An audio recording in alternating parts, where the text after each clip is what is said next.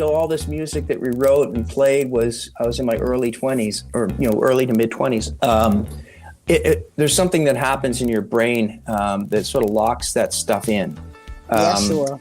Like I find now, I'm going to be 65, and I find I don't remember what I played yesterday, but I can remember what I played 20 years ago. Between the Grooves is hosted by James Curtis, music director and morning man in the Greater Toronto Area on Joy Radio, and Aisha Woods, Grammy-nominated singer, songwriter, and musician. Together, they talk with artists and industry insiders to discover our connection between music and faith. You can connect with us on Facebook or X at Between Grooves and on Instagram at Between Grooves Pod. Now, here's James and Aisha.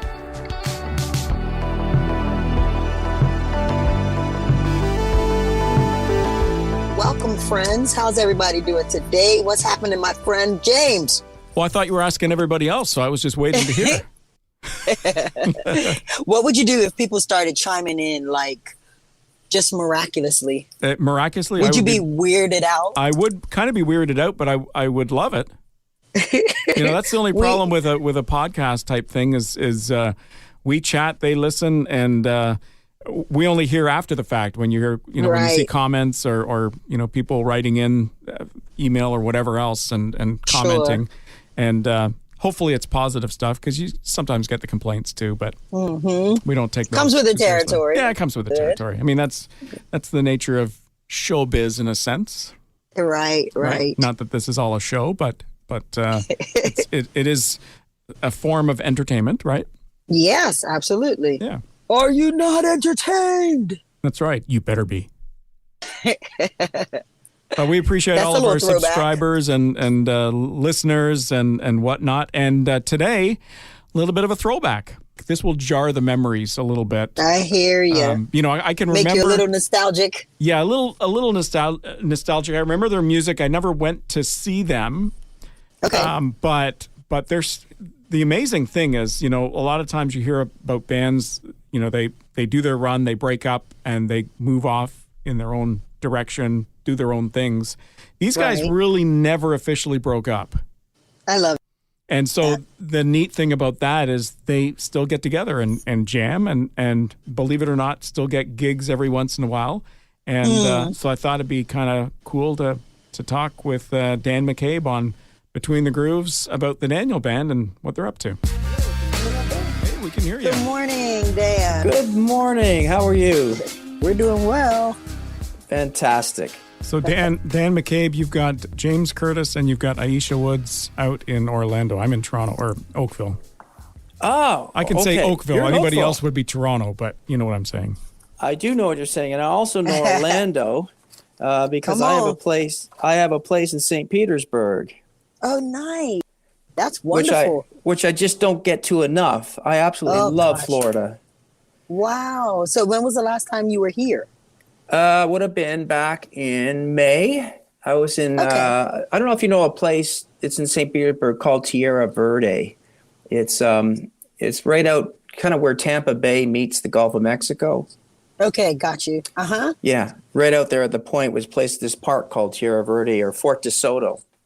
And Sweet. I just love that area down there. I hope to, when I do retire, to actually spend more time there. All right. Come on down. Listen, let me know when you're here so we can come and visit. Yeah, no, that would be great because Orlando's not that far away.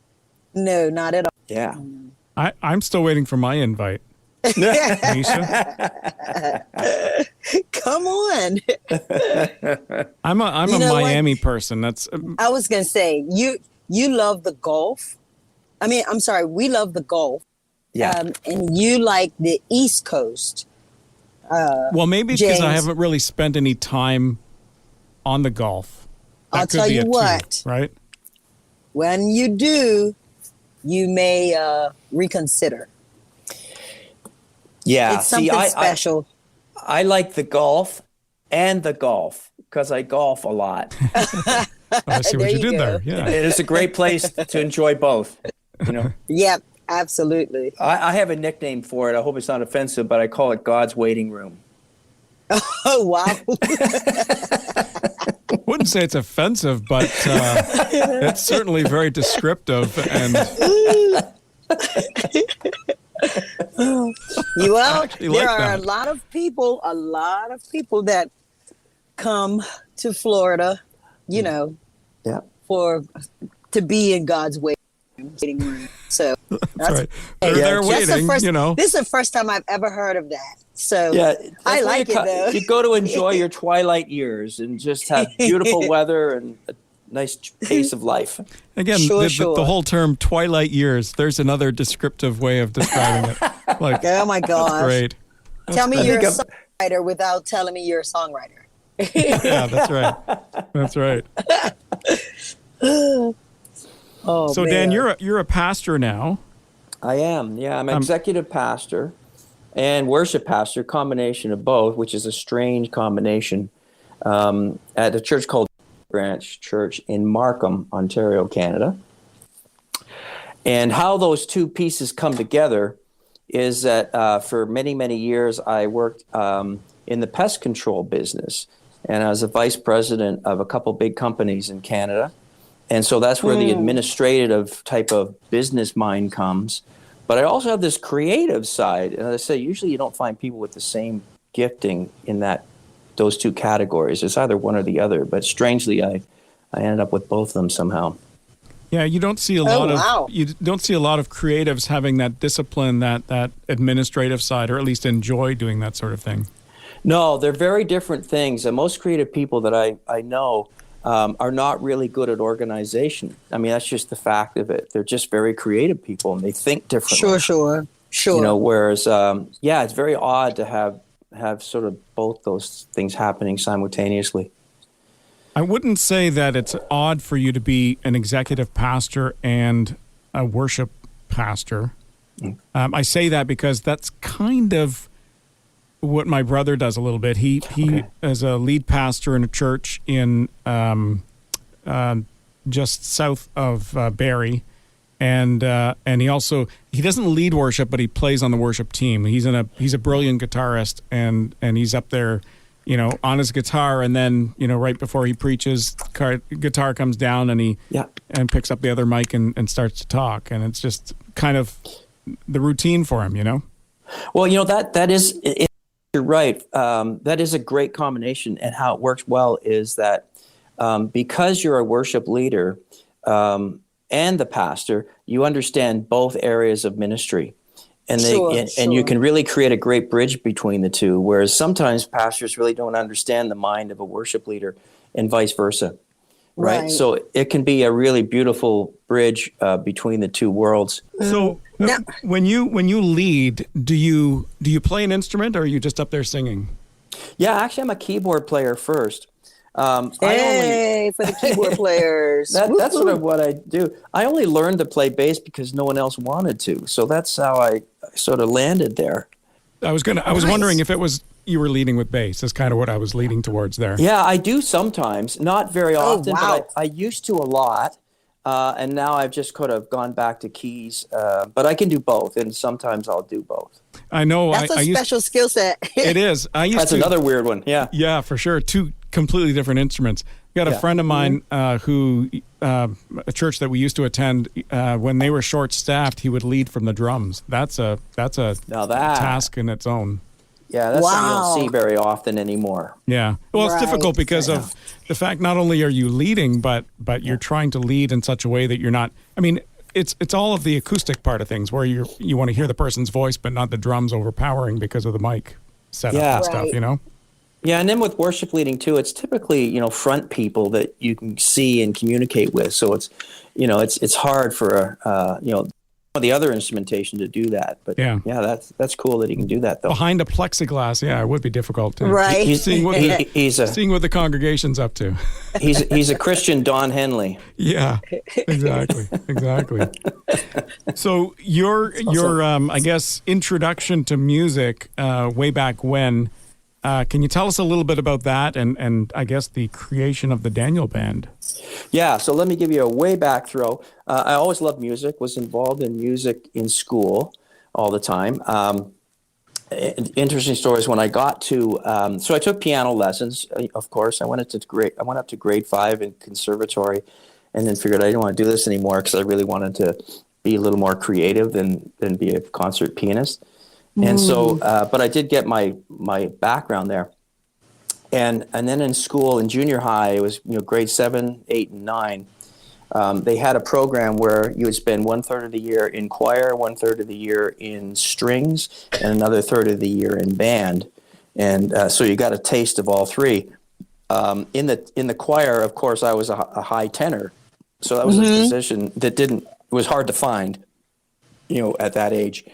And so I'd do these three things, and in the fourth year, you would decide which one you're going to go in. And I wanted to go in the band, of course, because that was the cool place. That's where all the cool kids was in the band. That's how you meet all the girls, right? Yeah. Singing in a choir, that doesn't really That's right. do it. Just doesn't do the trick. No. But at the same time, playing clarinet isn't cool either. Good point. That's what I used to play. That's what I was playing, right? Clarinet. And so what happened was I tried to get into the band, and I don't know whether it's just I was a lousy clarinet player or that the choir leader wanted me more, and so they ganged up on me, and I had to go into choir. So that's where I learned how to sing properly, and really owe a lot to my vocal teachers in high school that taught me how to actually sing right, so that you don't blow your voice to pieces every night. Right. And so that's where the vocal part of it came, and so I ended up doing a lead solo part in the choir back then, and so I went on just singing from there, and then when I was like 16 years old, I started a band. It was a secular band. We played a lot of secular material, and I was just singing in that. And then I went on to, I think I'll learn bass now because the other band I'm starting to go with needs a bass player. So I learned bass. And then God called me. Yeah, self-taught. Awesome. Yeah. And it out of the blue, like it's clear as like one point in my life, I was lying in bed, and I guess it would have been about 16 or 17, and I clearly felt God saying, I want you to use your gifts and your talents for me. I want you to evangelize. You're going to preach the gospel to a lot of people. And immediately I left the secular world that I was doing and started to get involved in Christian music. The first artist that I really connected with was Larry Norman back in the day. And then Chuck Girard from Love Song. So those were some of my original Christian music mentors, if you want. So, yeah. So then I played in a group with my brother. After that, a group called Manna. It was a 3-man band where I played bass. And then from there, we were looking at playing at a coffee house. There's a group called Harvest, and this group was amazing. They sounded like kind of like the Eagles a bit, which I loved, right? And I love Henley's vocals. I love the Eagles' songwriting. I loved everything about them. And so this Harvest band sounded a lot like them. And Tony Rossi was the lead guitar player in that band. And so we had this great opportunity in this band, as in called Manna, to open up for Harvest. And that's where I met Tony Rossi officially. And we hit it off really, really well. And I thought, wow, just to play this coffee house, I felt like that's just a major milestone in my life. And I was so excited about it. And especially be able to open up for Harvest, that was an amazing thing. And that's where I met Tony Rossi. And from there, Tony Rossi, Harvest started to wind down and sort of disband. And so Tony and I looked at each other. I ended up getting invited to play into Harvest at that point. So I had that opportunity to play keys with Harvest, which was another great milestone, because now I'm playing in a band called Harvest with Tony. And so Tony and I kind of hit it off really well. And then when Harvest started to wind down, Tony and I looked at each other going, well, why don't you and I do something? And that was the birth of the Danny Band. So why did Harvest wind down? Well, a lot of family commitments. Okay. People are getting married, having kids, not wanting to go out and tour or play, where Tony and I were still not married and like in our late teens, early 20s, kind of thing. Right. But then, in fairness, the Daniel Band never really wound down either, just just less gigs and less performances and whatnot, right? Yeah, we joke about that. We never broke up. We just stopped playing. You know, so I find now we're actually starting to play again, and we love getting together.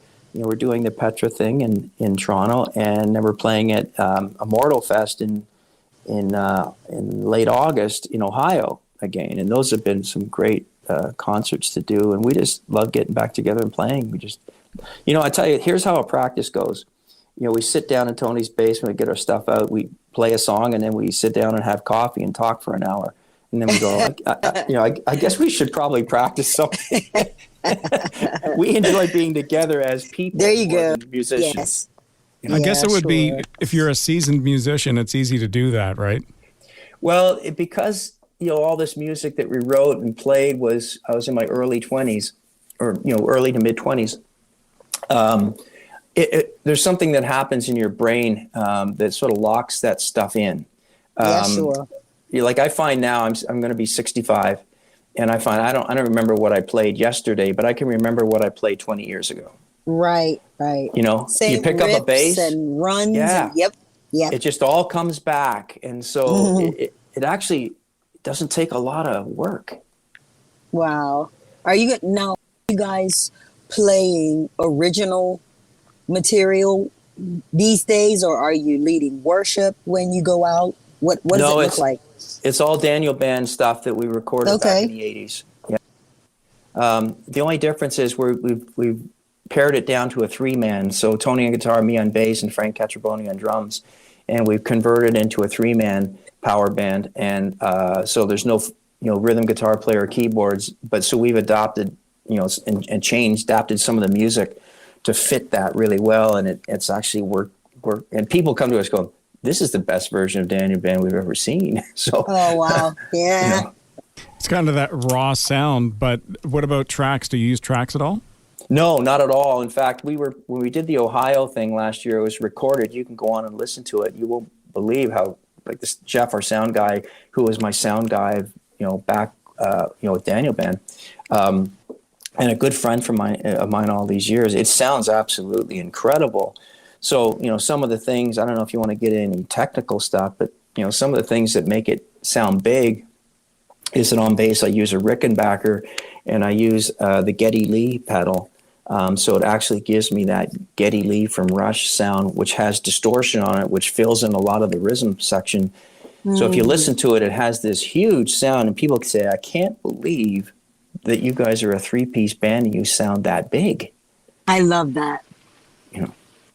So no tracks or anything. And we were playing there with X Sinner, and Rex listened to it, and he said, I can't believe this. You guys have no overdubs, and you have no fixing of tracks or no anything, and it sounds that huge.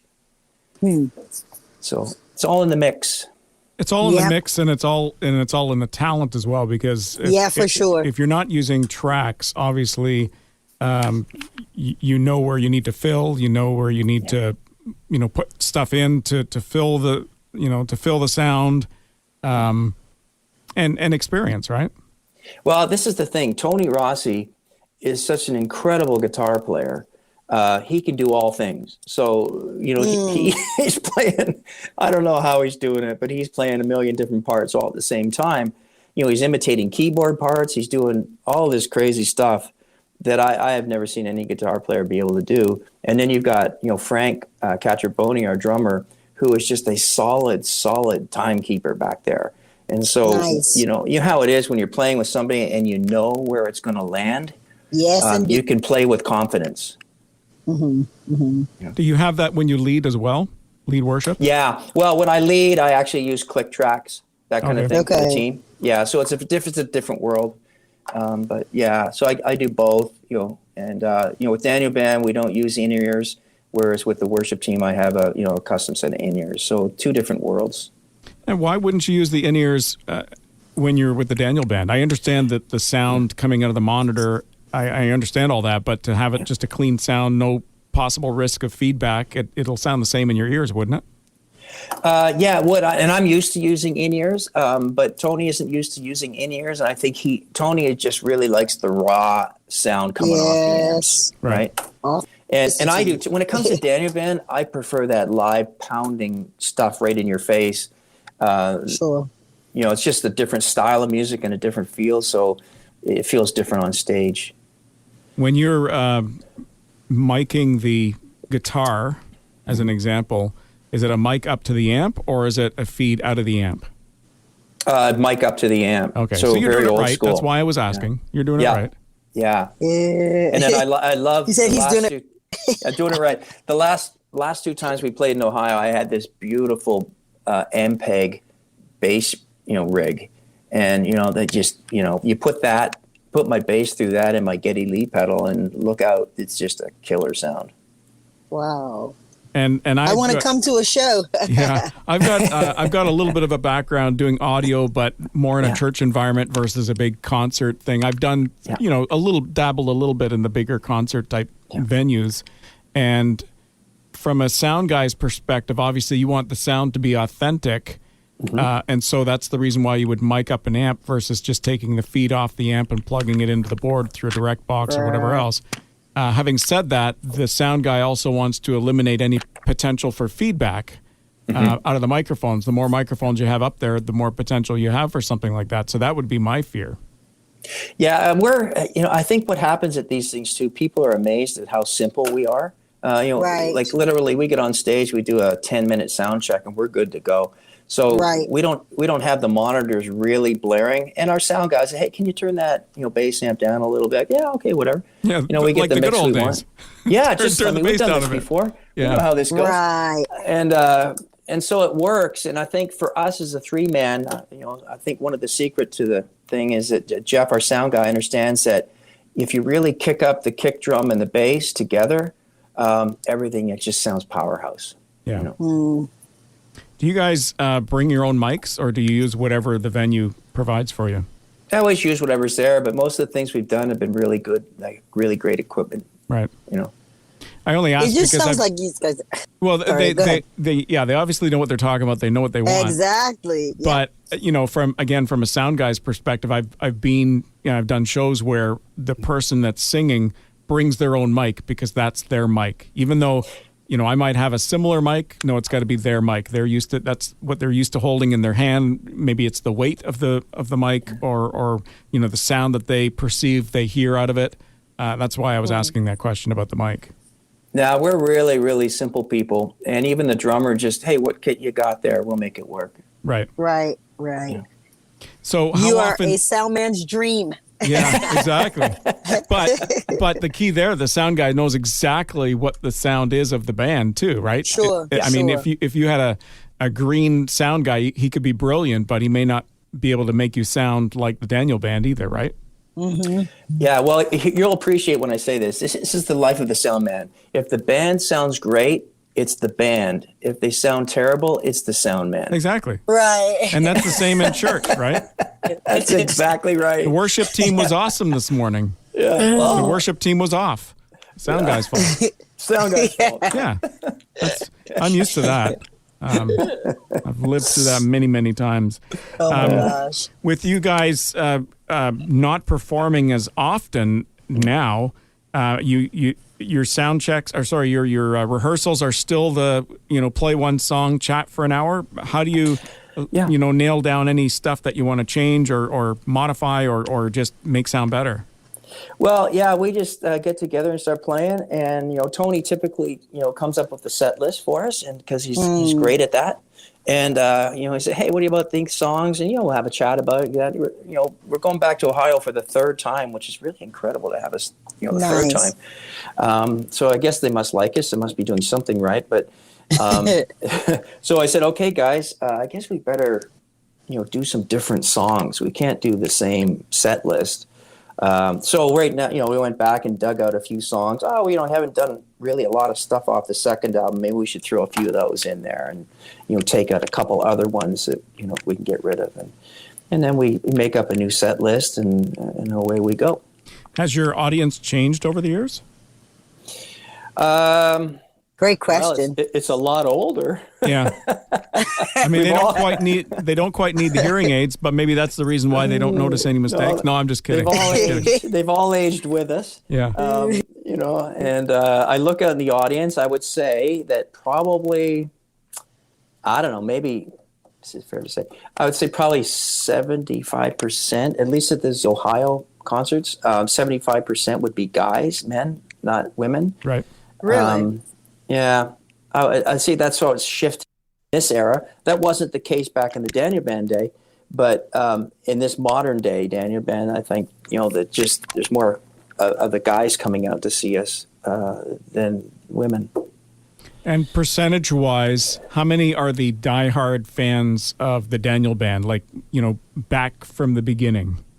Well, the neat thing is there are many but really what's exciting is that they never ever got to see us live when we were playing live back in the 80s. And so when they come now, a lot of people are coming now going, I always wanted to see you guys, but I never got the chance to.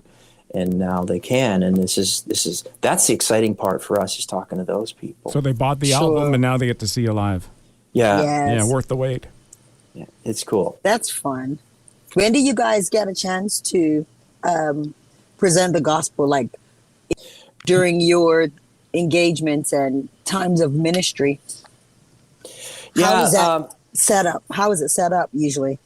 Well, there's two different ways, because if you're playing festivals type of thing, Yes. there's not a lot of time for that and not a lot of room for that. So a lot of times you have to do short little things in between a song if you want to say something, but you got to let the songs do the talk.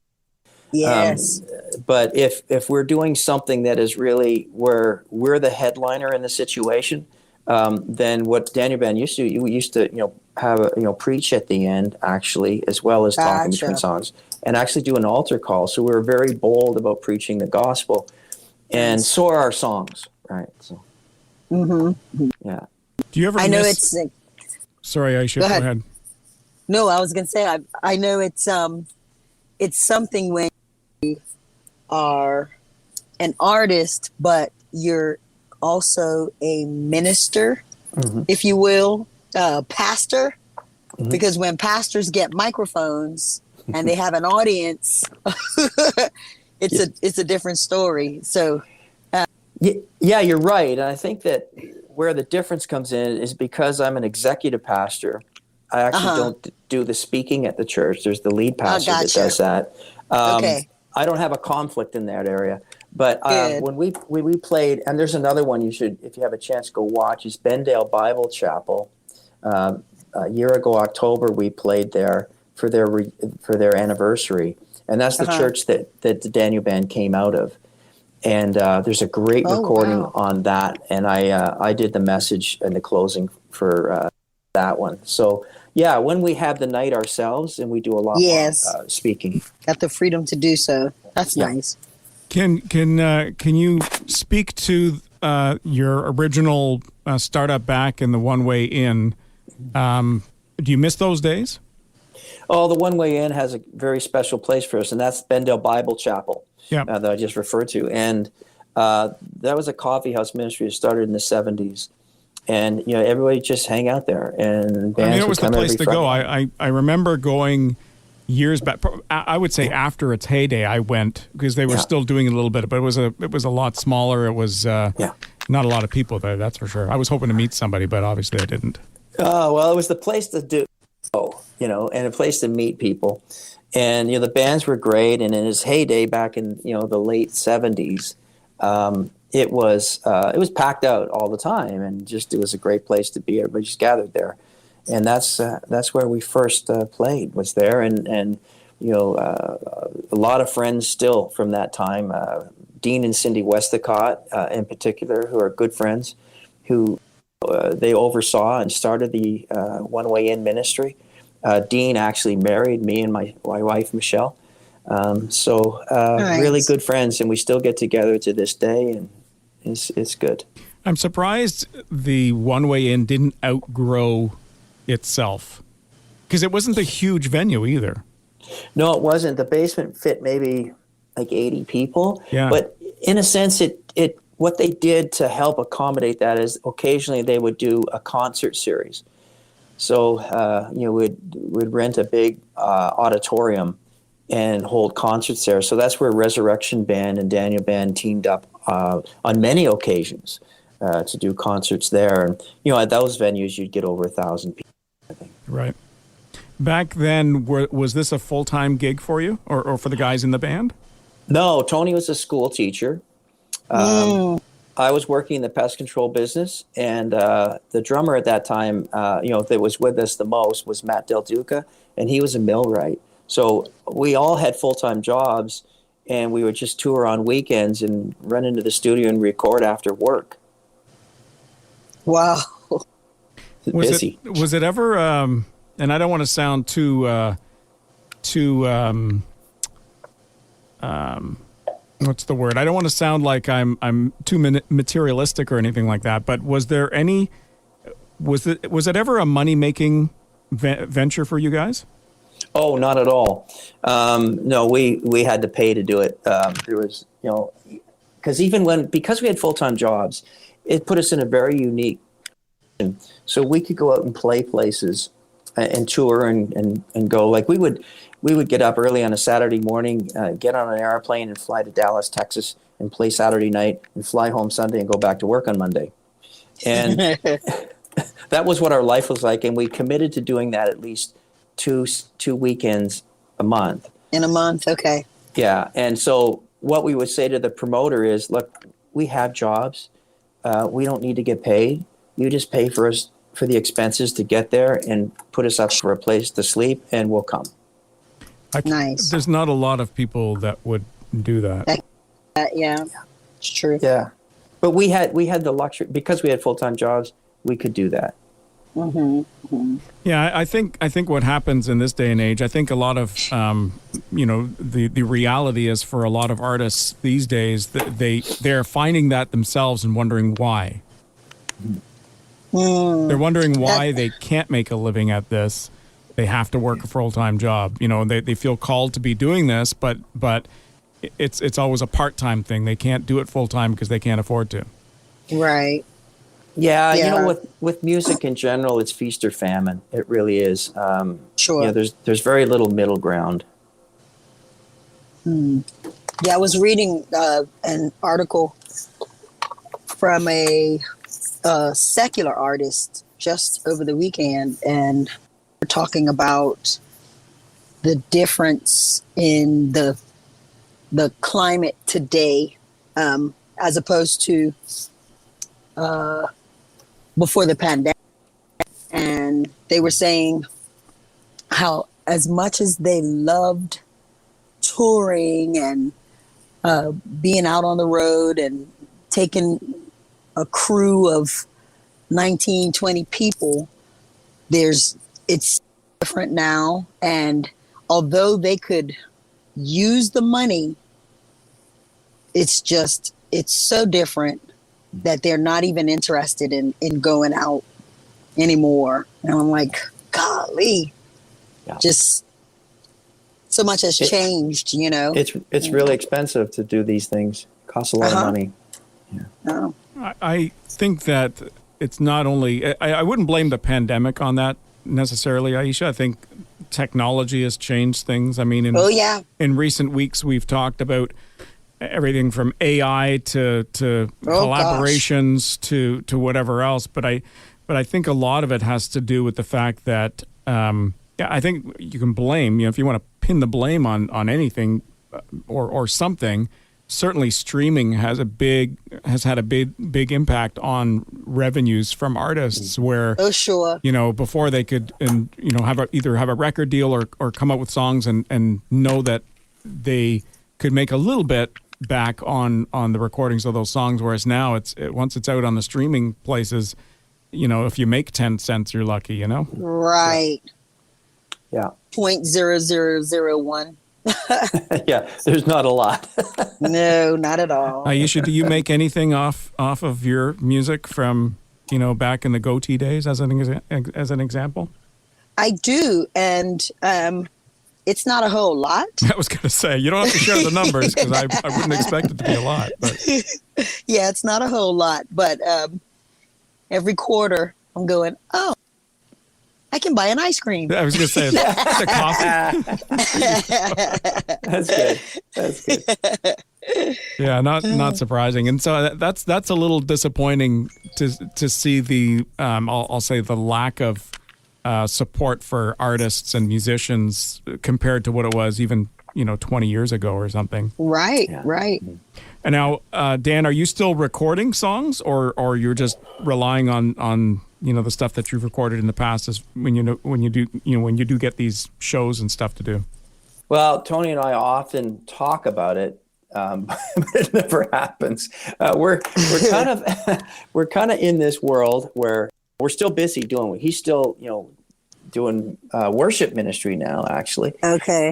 Because he's retired as a teacher, and I'm of course doing what I'm doing, and so we have family, and now we have grandkids, and so we're all kind of busy. That doing changes stuff. things. It really does. And the biggest dilemma that Tony and I were talking about this the other day, that the kind of music that we like today is modern stuff, but it's not Daniel Band, right? So Right. So we sit around going, well, if we were to write some songs, what do they sound like today? Because they wouldn't sound like Daniel Band at all. They would probably sound more like New Country. Oh, really? Yeah, more than the Rush or Kiss or all these Rolling Stones or whatever bands from our era.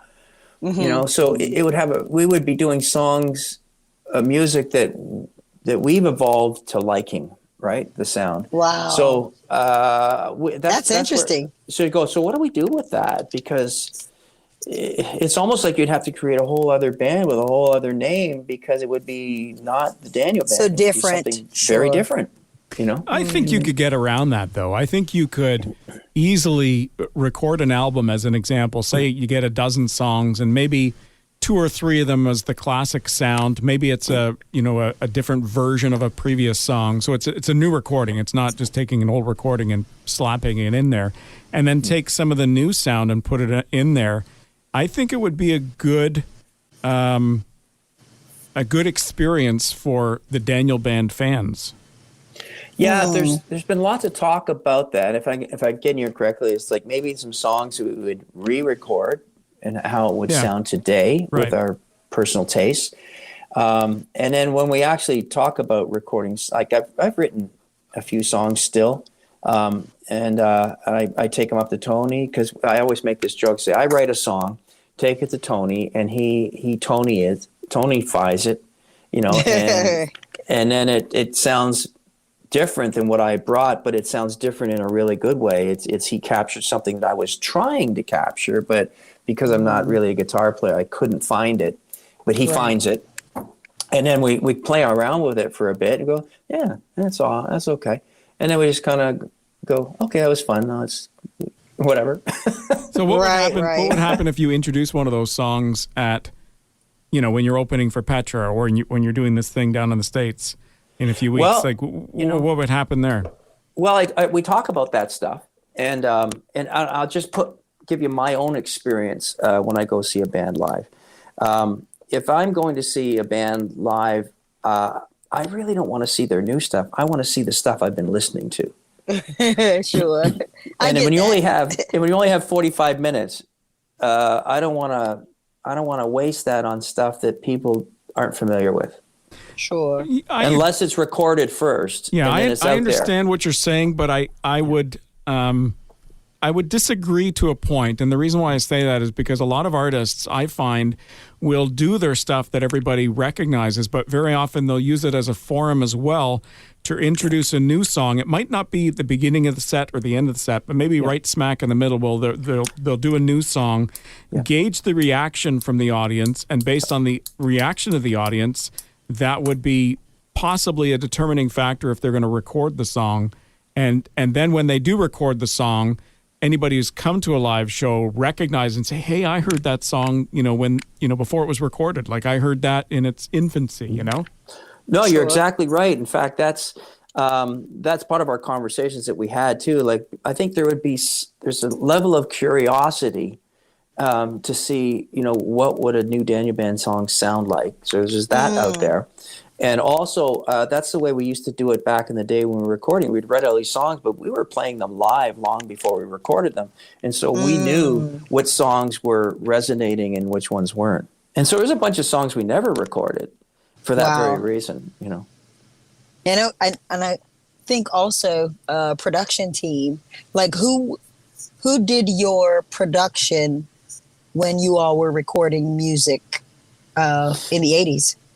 Well, the first album, we had some help from Glenn Kaiser from Res Band and Roger Heiss. And that's a great story with Glenn and Wendy, from Res Band. Was this the Send Me the Bill thing? Yeah. This is a great story. Said, go do an album. I said, okay, well, we'll do that. And then we talked to, Glenn and, Res Band and us. We were doing these concerts together through One Way In. And we developed, this really great, strong friendship. And then Glenn also had a real sensitivity and calling for Canada. And he looked at us, he goes, I think you are the guys that will carry the torch in Canada. And so he wanted to invest in us to help see that happen. So we said, hey, do you want to come and help, mix this album? And they said, yeah, for sure. So they came up for a week. Roger Heiss and Glenn Kaiser came up and stayed at my house. And we went to the studio every evening, every night, and mixed the first album on rock. Now, after that, we just started doing our own producing. We got a great engineer, and the engineer that we have, his name was Mark Wright. And Mark Wright also produced a lot of very famous albums. He worked with like the Rolling Stones. He worked with Triumph, a Canadian band, all kinds of stuff. I mean, he's won awards like Junos and all like crazy stuff. And he just became a good friend of ours, and then he became our engineer that engineered all the recordings all those years. And he would be that sober second thought, they'd say, oh yeah, I don't think that's working, do that again. And so so he was almost like a producer, but we really did a lot of the producing ourselves and how the songs were going to be arranged and played. Okay, nice. I still think I'd like to hear some new stuff. Just slide it into one of your sets. Just throw a song in there. You get maybe some people with question marks on their faces thinking, I don't remember hearing this on one of the original albums. And then afterwards you say, yeah, that's one of our new songs. And then you just jump right in, like the drums start hitting on a song that they recognize again. It would almost be like when you lead praise and worship and you're introducing a new song. Just kind of sliding it into the set a bit, in the set, yes. Well, I'll take that back to Tony, and we'll have more conversations about. We do talk about it a lot. If you end up doing it during rehersal, if you end up doing it, I want credit for it. Not that it means anything, but all right. So, before we go, I got to ask you this: the Daniel Band, is it named after you, Dan? No. Okay. No, interesting story. I'll tell you about that. And there's the coffee house, and you'd have it posted who's playing every week, and on this poster. And I was down in the States playing golf with my dad, and it was in February down in Myrtle Beach. And I came back, and I saw the lineup of the bands that were playing, and there was this group there called the Daniel Band. And I said to Ian Bill Finley, I said, who's this group? I never heard of them. He goes, oh, that's us. Okay. Surprise. And I said, so how did we arrive at that name? And they said, well, we really believe that the Daniel of the Bible was an uncompromising individual, and that's who we're going to be. Yes. Oh, wow. And so that became our motto early on, was straight ahead message, straight ahead music, straight ahead message. And so we weren't going to compromise in what we did musically, and we weren't going to compromise in what we were saying lyrically. Mm-hmm. And I think one of the hardest things to do for a band is to come up with a decent name that means something. Yeah, sure. Yeah. Well, that name actually described what our character was going to be in this ministry. Nice. But we definitely need more of it. We need more of the now Daniel more Band. than any We need the Yep. renaissance of the Daniel Band. Yeah, those were different days. There's a lot of pioneering and a lot of new ground that was being broke. We were fortunate enough to receive the Lifetime Achievement Award by the GMA. That's nice. Yeah, it was really nice to get that. I cried like a baby. It was meaningful to me that was recognized, that we were one of the pioneers of Christian rock music, and it meant a lot to me. And that's sort of, it was a different era, and we were plowing new ground. And so what they said when we were getting that award, they said, these are the guys that fought the battles in the trenches so that you can do what you're doing today in your churches. That's so awesome. And it's I true. thought that was wow. It is true, though. Mm-hmm. You know, back in the day when all the big artists, especially coming out of the States, in Canada specifically, there wasn't any names, any bands that anybody would recognize. Growing up in the church, 70s, 80s, I went to one church where there was one of the guys in the church. He taught Sunday school. He was actually my Sunday school teacher, probably at the age of 6 or 7 or something like that. And he was in a band called Lazarus. And that would have been right around the same era when the Daniel Band was starting up. I remember them. Do you remember? Get out of here. Wow. Seriously? Lazarus Varla. I don't know all the guys in the band, Yeah. but I believe that was one of the names. Yeah. Maybe. I know who you're talking about. Yeah. this guy was named Bruce. I'm still friends with him on Facebook. Yeah. And they're not playing anymore, but he's actually recently, he's got grandkids and everything else, and he's had some medical issues and whatnot. But every once in a while now he's posting stuff where it's just him strumming on a guitar or some kind of stringed instrument, singing a song, and he says, he just posts it, and he says, I'm just doing this for my grandkids so they can see what Grandpa used to do way back when. Yeah. I love it. But I go back to my comment about some new stuff. I mean, I'm not trying to put any pressure on you guys, but when you guys open for Petra very soon, you should consider just sliding a song in there that people don't expect. When is that happening? That is this coming weekend, July 6th. Daniel Van will be playing with Petra. Nice. Nice. That is awesome. Yeah. Okay, so we'll look out for that extra song that you slide in there, and everybody will know the idea came from me. That is his story, and he is sticking to it. Don't hold your breath. How long a set do you have, Dan? We have 45 minutes. That's a long time wonderful. for opening. Yeah, well, actually, we were supposed to have less than that, and then they said, well, it's okay to do more if you want. So. Oh, that's Because you great. guys are veterans. Yeah, well, I guess. Hold it down. I don't know. Well, I think your reputation precedes you. That's it. Okay. Yeah. I gotta think be. maybe the promoter did some digging, and found out who we are and what we did. And Yeah. they go, oh, maybe we should have a little more time here. Either that or Petra gets less time. Who are people coming to see? The Daniel Band or Petra? Now there's a Well, question. I think it's a great combination. It is. It is. Especially for Canada, but anywhere. I think it would be a strong thing that would draw people from both sides. I think a lot of people like Petra probably liked us, and vice versa. Yeah, exactly. Yeah, it's a good lineup for sure. Yeah. Well, congratulations, and it's nice to see you guys still performing. The interest hasn't waned. You haven't got bored. You haven't been sidetracked too much. That's awesome.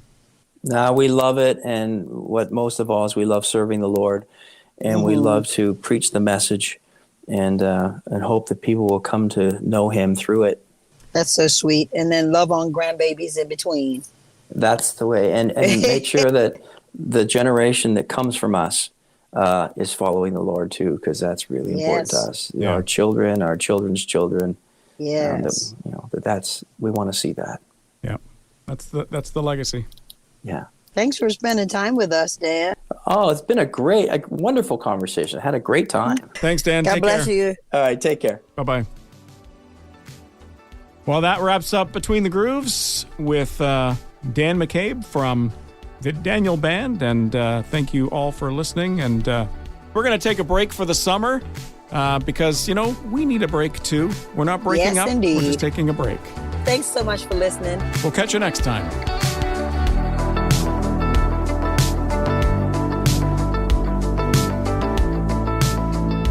Thanks for listening to Faith Strong Today's Between the Grooves podcast. If you enjoyed this episode, would you consider sharing it with your friends, rating our podcast, or giving us some love on your socials to your amazing friends and followers will only help us reach more people. We'd also love to hear from you and share your feedback in an upcoming episode. Send your video or written message to Aisha and James on Facebook or X at Between Grooves and on Instagram at Between Grooves Pod. Or email us anytime, hello@faithstrongtoday.com.